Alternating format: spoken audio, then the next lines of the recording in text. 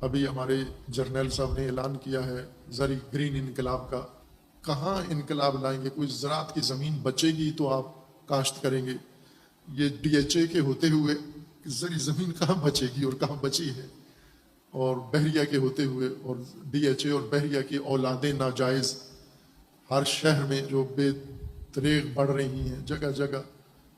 آپ سبز انقلاب پتہ نہیں کہاں لائیں گے. اگر سبز انقلاب لانا چاہتے ہیں تو سب سے پہلے زراعت کی زمین کو محفوظ کریں، اور یہ سوسائٹیاں ساری جو بن چکی ہیں ان کو بھی ختم کرا کے دوبارہ زرخیز زرعی زمین میں تبدیل کریں ان کو.